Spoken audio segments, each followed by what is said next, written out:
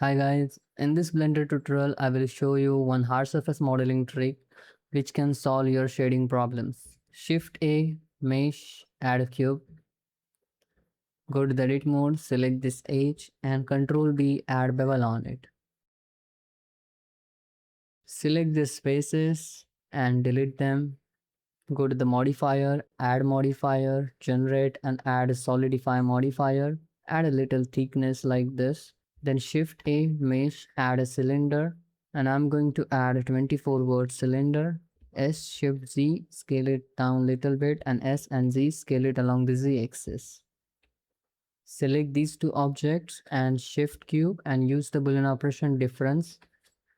Now I'm going to apply the solidify modifier and then the Boolean modifier and delete this cylindrical object. Now shade smooth it and you will get this kind of shading. Go to the edit mode, select everything, mesh and symmetrize, take the symmetry along the x-axis. So we will get the center edge like this, means connected edge from the center. We can use the shade auto smooth and we will get this kind of shading which is little good, but here we need to edit the topology to get more good shading. If we use the auto smooth, then we get this perfectly sharper edges, and this is not right. These edges don't capture the light. To capture the light, we need to add bevel on these edges. So that's why we need to add a bevel modifier in shade auto smooth, and we are getting this kind of shading here. One thing we can do in the bevel modifier, go to the shading tab and you can turn on the harden the normals, and this can help you little bit. Another thing you can do, you can go to the modifier, normals and add a weighted normal modifier, and this can solve this issue much better. Here also you need to play a little bit with this normal weight and this threshold like this, and you can see we are getting much better shading at here. Still we need to do a little bit of topology edit to get much more better shading because these vertices are not connected, so that's why we are facing this issue.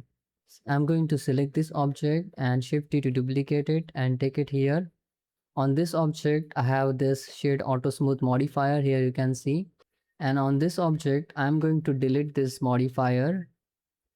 Okay, and now on this object I just have this bevel modifier and the weighted normal modifier, and here I have this bevel modifier, weighted normal modifier and auto smooth modifier. Here you can see if I turn on the auto smooth modifier I get this kind of shading, then I turn on the bevel modifier and then weighted normal modifier, you can see I'm getting little bit more good shading. If you don't want the bevel modifier, then you need to uncheck this bevel modifier, and here in the weighted normal you need to change the weighting mode from the face area to the corner angle, and this can solve the problem. But if you are using the bevel modifier and the weighted normal modifier, then weighting mode should be face area. On this object we have 3 modifiers, on this object we have 2 modifiers. We are going to apply all the modifiers, and here also we are going to apply these 2 modifiers. If we select both the objects and we go to the edit mode, then we can see these blue edges.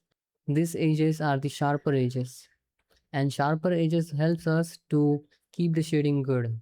Now you can see still we are facing this kind of small shading artifacts, and we can solve this by just selecting these words and merge at last like this. So we need to do the manual retopology here if we want more good shading. When we do the manual editing, we can see the change in the shape because we have moved these vertices according to this cylindrical shape.